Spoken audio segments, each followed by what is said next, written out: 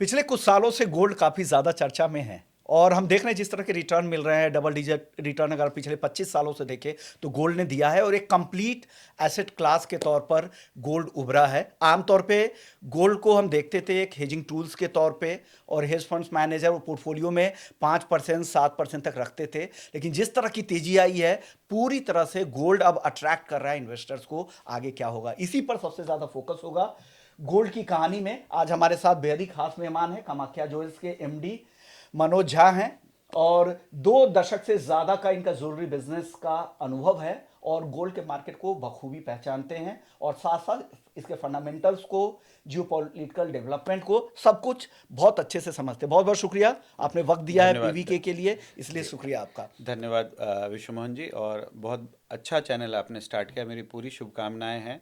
और सबसे बड़ी बात है कि आप एनालिस्ट भी हो और आप एंकर भी हो, तो आप बहुत मतलब जर्नलिस्ट की तरह आप जिस तरीके से सही भाव सही चीज़ों को लोगों से निकालते हो और अपनी भी एनालिसिस देते हो, ऐसे रेयर लोग हैं हमारे कंट्री में जो इस तरह की चीज़ कर पाते हैं। और मुझे पूरी उम्मीद है कि इंडिया का वन ऑफ द बेस्ट जो है चैनल आपका वो उभर के आएगा। उसके लिए बहुत बहुत शुक्रिया, इन काइंड वर्ड्स के लिए। और शुक्रिया सर। शुरुआत कर लेते हैं, जिस तरह के डेवलपमेंट, मौजूदा डेवलपमेंट हो रहे हैं, जियोपॉलिटिकल रिस्क जिस तरह से बढ़े हैं, क्या लग रहा है गोल्ड में अभी भी काफ़ी ज़्यादा पोटेंशियल है यहाँ से आगे बढ़ने की संभावनाएं क्या है? क्योंकि लोग सबसे ज़्यादा यही जानना चाहते हैं अब क्या होगा, अब कितनी तेज़ी होगी। देखिए पिछले अगर कुछ वर्षों से, कुछ मीन्स स्पेशली लास्ट 2 ईयर से अगर आप देखने जाएंगे, तो कुछ ना कुछ ऐसी चीज़ें हमेशा घटना होती रही हैं जिसके वजह से गोल्ड में काफ़ी तेज़ी आपको देखने को मिला है। और एक दूसरा फैक्टर जो डी डॉलराइजेशन का है वो बहुत सालों से चल रहा है, और अभी लोगों को ऐसा लग रहा है कि जैसे वो थोड़ा और एसिलरेट हो गया है। लेकिन हर चीज़ का एक अंत होता है, आखिर कितना। अब अगर आप देखने जाएं तो हर सुबह जो होती है एक नया जियो पॉलिटिकल टेंशन होता है, एक चाहे वो टैरिफ में होता है या पॉलिटिकल होता है, इकोनॉमिकल होता है, बहुत सारी चीज़ें। लेकिन हर चीज़ का एसेट क्लास हो या कोई भी, सबका रिटर्न का एक लिमिट होता है। तो मैं इस चीज़ को मानता हूँ कि गोल्ड जो है वर्ल्ड का एक one of the best investment है जो हर इंसान के पोर्टफोलियो में होना ही चाहिए। लेकिन कितना होना अब चाहिए?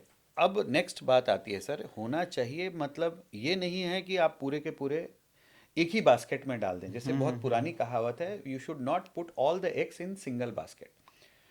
अब आज का मौजूदा हालत आप ऐसा देखिए कि अगर आप 80% लोगों को पूछेंगे तो वो एक फोमो आ गया, गोल्ड में मैं पीछे रह गया या गोल्ड में इन्वेस्टमेंट सबसे बेस्ट है, क्यों, अभी सबसे अच्छा इसका रिटर्न आया। लेकिन आपको इस चीज़ से नहीं भूलना चाहिए, जैसे देखिए अभी ईटीएफ का हाईएस्ट जो विड्रॉ हुआ है वो अभी हुआ है। ये नहीं भूलना चाहिए रशिया ने भले छोटा ही 9 टन सोना बेचा है, पोलैंड ने सोना अपने बेचा है। डिफेंस बजट को बढ़ाने के लिए। तो डेफिनेटली आपको ये सब चीज़ें भी दे, जिसको एक तरह का हेज बोलते हैं, समझे? तो आपके तेजी के लिए ये हेज है मंदी। तो मुझे ऐसा पर्सनली लगता है कि गोल्ड अभी बुल रन में है, हो सकता है ये और आपको रिटर्न दे।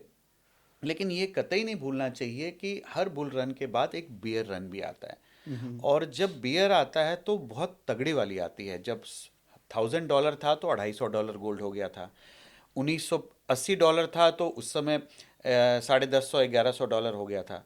तो ये बुल रन भी करीब करीब 1800 $2000 से स्टार्ट हुआ और $5500 के आसपास आ गया है। तो ये एक बार $6000 भी चला जाए, लेकिन ये भी नहीं भूलना चाहिए कि अगर ये जब बियर रन होगा तो आपको 30% 40% का बड़ा प्रॉफिट बुकिंग या वो भी दे सकता है। तो इसका मतलब ये नहीं है कि गोल्ड यहाँ से नीचे जाएगा, इसका मतलब ये है कि आप थोड़े थोड़े सेग्रीगेट होके थोड़ा थोड़ा इन्वेस्टमेंट कीजिए। और चूंकि ऑलरेडी प्राइस ऑलमोस्ट पीक के आसपास है, तो आपको थोड़ा संभल के करना चाहिए। अभी राइट नाउ आपको बहुत ज़्यादा गोल्ड में बुलिश नहीं होना चाहिए। ओके, जिस तरह की बातें आप कह रहे हैं, क्योंकि बहुत सारे जियोपॉलिटिकल रिस्क अगर आप देखें तो ज़्यादातर को गोल्ड ने प्राइस्ड इन कर चुका है और यही वजह थी कि जब इजराइल और अमेरिका ने ईरान जी पर जी। हमले किए तो उस तरह की तेजी जो आमतौर पे युद्ध के दौरान आती थी, क्योंकि कई सालों में सबसे बड़े युद्ध के तौर पे इसे देखा जा रहा था, लेकिन उस तरह की तेजी नहीं आई क्योंकि ये वॉर तो लगातार चल रहा है। रूस यूक्रेन युद्ध हुआ, उसके बाद इजराइल गाजा, फिर हिजबुल्लाह के साथ उनकी लड़ाई हुई, भारत पाकिस्तान की लड़ाई हुई, तो ये चल ही रहे हैं। तो ऑलरेडी ये प्राइस्ड इन है कि इस तरह के वॉर से कितना ज़्यादा इमरजेंसी के तौर पे गोल्ड ही खरीदना चाहिए, और यही वजह कि बहुत ज़्यादा तेज़ी नहीं है। लेकिन अब एक सवाल ये है यहाँ पर कि डॉलर भी साथ में मजबूत हो रहा है, बॉन्ड यील्ड भी मजबूत हो रहे हैं, और बहुत बार ऐसा देखा गया है कि डॉलर भी साथ में चलते हैं, गोल्ड भी चलते हैं। गोल्ड अभी तो स्टैंड स्टिल दिख रहा है, लेकिन क्या डॉलर के साथ साथ गोल्ड भी बढ़ सकता है क्या? क्योंकि दोनों की सेफ हेवन अपील है। देखिए, अभी नो डाउट गोल्ड जो है वो बुल रन में है, लेकिन मुझे पर्सनली अब ऐसा लगता है कि ये बुल रन अब कहीं ना कहीं समाप्त होने का समय आ गया है। और जो रिस्क एंड रिवॉर्ड रेशियो है, अगर आप देखेंगे तो मुझे ऐसा लगता है कि रिवॉर्ड आपको 5% या मैक्सिमम 10% का दिखता है, यानी कि यहाँ से $500 का दिखता है। हाँ हाँ हाँ हाँ। लेकिन जो रिस्क है वो मुझे 20% का मिनिमम दिखता है। मिनिमम मीन्स अगर आप देखने जाएं तो कम से कम $1,000-1,200 हुआ, और वो $1,000 ये $200, ये क्या, सॉरी, 20 to 30% भी आपको देखने को मिल सकता है। अगर 30% आप कहें तो $1,500 होता है। तो रिस्क बहुत बड़ा है और रिवॉर्ड कम है, तो आपको थोड़ा थोड़ा करना चाहिए। ये बात भी है, देखिए जैसे अभी आप बता रहे ईरान की बात कर, आज से 1 साल पहले जब ट्रम्प आए तब सबको ऐसा लग रहा था कि ट्रम्प के आने के बाद जो है वो गोल्ड स्लाइड डाउन करेगा, लेकिन उन्होंने पूरा उनकी एक्टिविटी ऐसी चेंज हो गई कि गोल्ड जो है ना एवरीडे बढ़ते चला गया। इसी तरह जो नए फेड आए उनको, उनके बारे में ऐसा कहा जाता था कि वो आएंगे तो गोल्ड की बहुत तेजी होगी, जबकि उनके डिसीजंस ऐसे हैं या आने वाले जो पुराने जाने जाते हैं आने वाले हैं, उससे गोल्ड कहीं ना कहीं स्लाइड डाउन करेगा। तो मार्केट किसी और चीज को कभी कभी डिस्काउंट गलत तरीके से भी, मतलब डिफरेंट डायरेक्शन में भी कर लेता है। तो मुझे ऐसा लगता है कि ये जो लड़ाई है ये ऑलरेडी डिस्काउंटेड थी, और कभी भी आप अब ये नहीं देखिए कि जो डॉलर इंडेक्स है, बहुत पुरानी बात नहीं, कुछ दिन पहले ही डॉलर इंडेक्स 114 था, आज 98-97 के आसपास घूम रहा है। तो अगर ये डॉलर वापस 114 भी जा सकता है, कोई बहुत बड़ी बात नहीं है। उस समय अगर उस तरीके के सिचुएशन को आप देखें तो गोल्ड में प्रेशर होगा। मिड टर्म इलेक्शन है अमेरिका का, बहुत इंटरेस्टिंग है। अगर इट्स ए हाइपोथेटिकल, अगर कोई भी रीजन से ट्रम्प की शक्तियां इस मिड टर्म इलेक्शन में खत्म हो जाती हैं, मतलब नलीफाई हो जाती हैं, जो जिसने मजबूती से भी डिसीजंस ले पा रहे हैं, तो अगर इस तरह की चीज़ों में तो गोल्ड पे काफ़ी प्रेशर आ सकता है। तो जिस तरह बहुत सारे फैक्टर ऐसे हैं जो तेजी के, लेकिन मंदी के यही 2-3 ऐसे फैक्टर हैं जिससे कि आपको गोल्ड में बहुत बड़ी मंदी भी कभी भी देखने को मिल सकती है। तो बहुत कॉशियस रहने की ज़रूरत है, लेकिन 100% मैं ये बात बोलूंगा कि आपका पोर्टफोलियो में गोल्ड का होना बहुत जरूरी है, कि डाउन द लाइन जब आप लॉन्ग टर्म देखते हो, 10 साल का हॉरिजन देखते हो, 15 साल का हॉरिजन देखते हो, तो गोल्ड आपको रिटर्न देता ही, स्पेशली इंडिया में।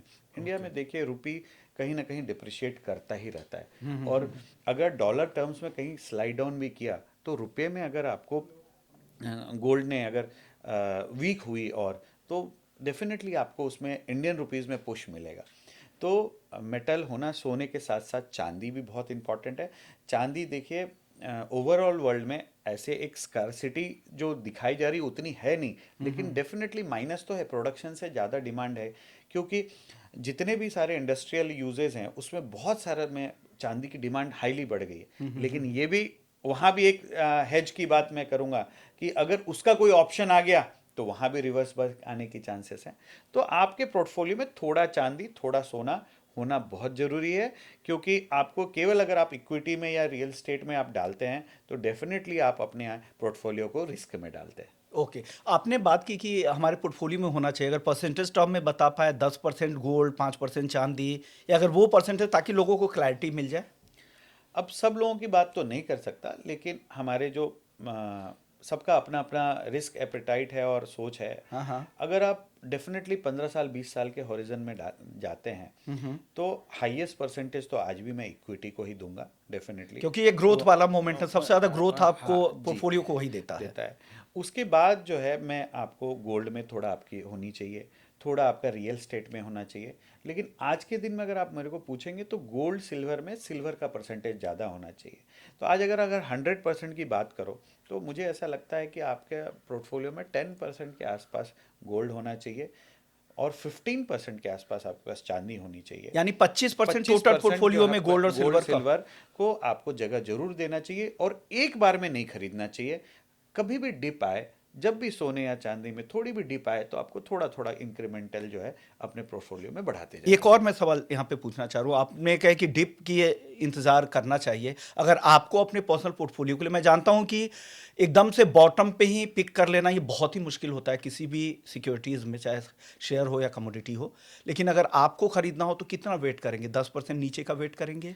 देखिए, जिस दिन भी अब जैसे आज आज के दौर में आप जब जिस दिन भी आपको गोल्ड 4 to 5% का पे आपको नीचे नज़र आए तो आप अपने जो भी आपका, अगर आपको 100 रुपये खरीदना है तो 100 रुपये में से 10 रुपये, 10% of your investment what you want to do.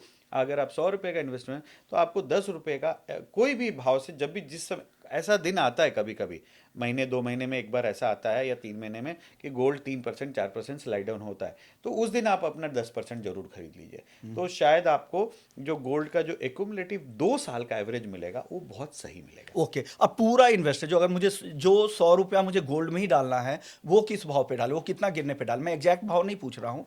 10% अगर गिर जाए तो पूरा डाल दें, या और भी नीचे की नहीं, आने पे? तब आपको कभी भी गोल्ड को जो मौजूदा हालत है वहां से 20% तक नीचे मिले तब आपको पूरे पैसे डाल सकते हो आप। ओके, क्योंकि अच्छा। 20% का बहुत बड़ा, आप देखो अगर जब खुद ही एज ए नॉर्मल पर्सन भी आप देखोगे कि गोल्ड अगर 1 लाख रुपया तो 80 हज़ार तो आते, 20% की गिरावट तो आती है पीक से। जनरली 30 to 35% की पीक आती है। मैंने ऐसा देखा, अगर आप पिछले 20 साल 30 साल का अगर हिस्ट्री देखें तो। लेकिन मैं बोलता हूँ कि 20% की मंदी तो आपको कभी भी मिलेगी। अभी हाल की जो गिरावट थी जनवरी के आखिर में, जो गिरावट आई थी 1,37,000 तक सोना जो गिर गया था, क्या वो अब नियर टर्म का बॉटम बन चुका है या उसके नीचे की भी संभावनाएं हैं? मेरा पर्सनल सोच है कि उसके नीचे एक बार आपको सोना देखने को मिलेगा। ओके, इसी साल या अगले साल? ये बताना बड़ा मुश्किल है, और कोई भी टाइम अगर, करना मुश्किल हाँ होता है बड़ा जी। मुश्किल, और कोई भी अगर एनालिस्ट, अगर वर्ल्ड में कोई भी एनालिस्ट इस तरह के प्रोडिक्शन करता है तो बहुत रिस्की है वो। हाँ हाँ क्योंकि आप इसी से, ये आप हम लोग ट्रेंड बता सकते हैं। हम आपको क्या बता सकते हैं कि गोल्ड अभी बुल रन में है हाँ और हाँ अभी कोई बियर रन है। अगर यहाँ से 5% नीचे भी आ जाए तो गोल्ड बियर रन में नहीं आता है। हाँ लेकिन जैसे आज कुछ कुछ कंट्री गोल्ड बेचना स्टार्ट किए हैं, आपको जियो पॉलिटिकल टेंशन में कहीं शांति नजर आए तो हाँ। ट्रेंड थोड़ा वैसे ही धीरे धीरे रिवर्सल होता है। ओके। तो लेकिन जब भी थोड़ा गिरे सोना, 3 4 5% गिरे तो खरीद लेना चाहिए। लेकिन आप एकदम कैश लेके बैठना चाहते हैं कि मेरे को बॉटम पे ही खरीदना है तो वो मुश्किल है। लेकिन आपको आज के भाव से अगर 20% सोना एक दिन पक्का देखने को मिलेगा, चाहे वो 6 महीने में देखने को मिले या साल भर में देखने को मिले या 3 महीने में देखने को मिले, तब आप अपने पैसे डाल सकते हैं। लेकिन इस बात को याद रखिए, जब 20% गिरेगा तो लोग वहां से और 20% की बातें करेंगे। तो वो आपको जब भी ऐसा होता है कि इक्विटी हो या फिर हमारा कमोडिटी हो, जब तेजी की बात होती है, गोल्ड अगर $5,500 है तो लोग 6,000 $6,500 की बात करेंगे। लेकिन अगर जब गोल्ड $4,500 हो जाएगा, $5,000 हो जाएगा, तो वहां से लोग 3,000 की बातें करेंगे। तो ये प्रकृति का नियम है, हमेशा ऐसा ही होता है। लेकिन आप अपना इन्वेस्टमेंट हमेशा स्ट्रगर्ड वे में थोड़े थोड़े, जब भी गिरे आप थोड़ा सा खरीद सकते हैं, क्योंकि लॉन्ग टर्म में जीत आपकी ही होगी। ओके, तो लॉन्ग टर्म के हिसाब से सोचे, और ड्रिफ्ट के हिसाब से जो एनालिस्ट होते हैं ना, उनकी राय आती है कि गिरते हुए बाजार में नीचे के कॉल्स आएंगे, बढ़ते हुए बाजार में ऊपर के टारगेट आएंगे। तो इस ये होता है, लेकिन आपको टाइम नहीं करना है और मुझे बॉटम पे खरीदने के लिए इंतजार मत कीजिए। तब आपके अंदर फोमो जैसी फीलिंग आएगी कि मैंने मिस कर दिया रैली को। हर गिरावट पे धीरे धीरे खरीदे, जैसा मनोज जी कह रहे थे। सर, चांदी के बारे में आपने तो बता दिया कि चांदी का वेटेज वो आप अपने पोर्टफोलियो में ज़्यादा देंगे। लेकिन चांदी में कितने डाउन साइड के रिस्क है? ऑलरेडी हम देखें कि 40-45% की गिरावट आई, वहाँ से थोड़ी बहुत रिकवरी भी आई। अब आगे और कितना डाउन साइड की संभावना लग रही है चांदी में? देखिए विश्वमोहन जी, मैं कई वर्षों के से आपके साथ जुड़ा हूं और आपने कई कितने सारे मुझे नेशनल टीवी पे लाइव हमारा आपने इंटरव्यू भी लिया है, जहां मैंने हमेशा आपको बोलते रहा हूं, खासकर लास्ट 2 साल से, कि चांदी हमेशा मुझे गोल्ड से बेटर दिखता है। और ये गिरावट है, देखिए चांदी में ना स्पेकुलेशन बहुत ज़्यादा होता है और ये सबको मालूम है कि चांदी हाईली वॉलेटाइल होती है और स्पेकुलेशन भी बहुत ज़्यादा होते हैं। लेकिन ये मत भूलिए, एंड ऑफ द डे सब लोग बोलते हैं प्राइस जो है ना वो डिमांड सप्लाई पे नहीं चलती है, वो हेज है और 10 तरह की करेंसी है, इस तरह की बातें लोग करते हैं। लेकिन याद रखिएगा, चांदी जो है ना, मुझे ऐसा लगता है सोने और चांदी में स्कार्सिटी आज का दिन जो है, आज के दिन, फ्यूचर में क्या हो, वो चांदी में स्कार्सिटी फिजिकली है। तो अगर यहाँ से चांदी और भी गिर जाए तो कोई बड़ी बात नहीं, लेकिन आप खरीदारी कर सकते हैं। ये मैं आपको आश्वस्त होकर कह सकता हूँ कि अगर आपकी खरीदारी अगले 5 साल के लिए है तो गोल्ड से ज़्यादा आपको रिटर्न चांदी देगी। और जो चांदी की ये जो आपने 4 लाख के आसपास ऑल टाइम हाई देखा है, उससे ऊपर का भाव 100% आपको देखने को मिलेगा। ओके। नीचे में डाउन साइड कितना लग रहा है? मैं 2-3 साल का अगर नजरिया चांदी में पूछूं, डाउन साइड कितना परसेंटेज टर्म में बता दीजिए, प्राइस टारगेट में नहीं पूछूंगा। और ऊपर में यहाँ से कितना बढ़ सकता है? अगर 2.5-3 लाख के आसपास चांदी का मैं भाव मान लेता हूँ, तो नीचे में डाउन साइड कितना, ऊपर में कितना? देखिए, नीचे और ऊपर बताना बड़ा मुश्किल है, लेकिन ये बात जरूर बोलेंगे कि आज के मौजूदा हालत में भी अगर आप खरीदते हो तो यहाँ से 100% आपको अगले 5 साल के अंदर 100% का मिनिमम गारंटी जो है आपको मिलेगा ही मिलेगा। क्योंकि चांदी जब देता है तो छप्पड़ फाड़ के देता है। अगर वो 3-4 साल भी ना बढ़ा तो 5वें साल के अंदर आपको 2 गुना 3 गुना का भाव दे देगा। लेकिन पेशेंस रखना बहुत ज़रूरी है, और दिमाग में आपको ये चीज़ हमेशा सेट करने का रखा होगा कि चांदी जो है हाईली वॉलेटाइल है। क्योंकि याद रखिए, चांदी $90 से $30 भी आया आया हुआ है, और 4 लाख से 2.5 लाख भी आया हुआ है। लेकिन अगर यहाँ से अगर नीचे अगर चांदी आपको 50-60 हज़ार रुपये नीचे भी मिले तो उसके लिए घबराने की ज़रूरत नहीं है। आप हर भाव में चांदी खरीद सकते हैं। आप अपना होरिजन 5 साल से 8 साल का रखिए। आपको मैं ये आश्वस्त करता हूँ कि मेरी जैसी स्टडीज़ है उसमें जितने भी आपके गोल्ड है, सिल्वर है, नॉर्मल निफ्टी है रादर, इन सब से बेटर आपको चांदी में आपको रिजल्ट 100% मिलेगा, ऐसा मेरा सोचना है। अगर बीच में इस 8 साल के बीच में एक ही चीज़ है कि चांदी का अल्टरनेटिव अगर कुछ आ गया इंडस्ट्रियल डिमांड में, तो थोड़ा आपको दबाव देखने को मिल सकता है, नहीं तो चांदी आपको सबसे अच्छा रिजल्ट देगा। ओके। और सबसे बड़ा कंडक्टर भी इलेक्ट्रिसिटी के लिए माना जाता है। कॉपर तो दूसरे नंबर पे है। और जिस तरह की वॉलिडिटी चांदी में रहती है, तो एक चीज़ आप हमेशा चांदी में ध्यान रखिए, जैसा मनोज जी आपको सलाह दे रहे हैं कि चांदी में एंट्री और एग्जिट बहुत मायने करती है। आप कब एंट्री कर रहे हैं, उससे आपका रिवॉर्ड काफ़ी ज़्यादा बढ़ता है। अगर बहुत लेट एंट्री किए, बहुत ऊपर में एंट्री किए, तो पेशेंस रखना, जैसा कह रहे थे, बहुत ज़रूरी है। वेट कीजिए, आपको चांदी दोनों तरफ के मौके देंगी, ऊपर में भी खूब जाएगी, नीचे में भी। और नज़रिया लंबी अवधि का रखें। लेकिन वेटेज चांदी को आप दे सकते हैं अगर आपका 5 साल का नज़रिया है कम से कम, तो चांदी में। और इन्वेस्टर रहिए, हर गिरावट पे धीरे धीरे खरीदिए, टाइम मत कीजिए। यही सलाह मनोज जी की तरफ से निकल कर आ रही है सोने और चांदी को लेकर। बहुत बहुत शुक्रिया सर, आपने वक्त थैंक यू। निकाला, हमारे दर्शकों को गाइड किया। थैंक यू विश्वमोहन जी। मैं वापस आपको शुभकामनाएं दूंगा, और मैं प्राउड फील करता हूं आपके ऊपर कि आपके जैसे एनालिस्ट और स्पीकर ने जब इस तरह का चैनल स्टार्ट किया है, तो जो आपका सबसे बड़प्पन क्या है कि आप ग्राउंड लेवल पे बात करते हैं। जैसे एक बच्चा होता है, उसके हाइट में जाके जब आप बात करते हो तो उसको उसको लैंग्वेज समझ में आती है। इसी तरह खासकर जो बी टायर सी टायर के सिटीज़ जो है वहाँ आप बहुत लोकप्रिय हैं, क्योंकि आप उनके लैंग्वेज में बात करते हैं, उनके लेवल पे जाके बात करते हैं, इसलिए आपकी एनालिसिस लोगों को समझ में आती है। हम लोग को अपने बारे में हमारी जो भावनाएं, हमारी जो बातें हैं, उनको आप सही तरीके से और प्रेजेंट कर पाते हैं। तो बहुत बहुत धन्यवाद आज हमको बुलाने के लिए और इस तरह के पॉडकास्ट करने के लिए। मेरी पूरी शुभकामनाएं आपके साथ हैं।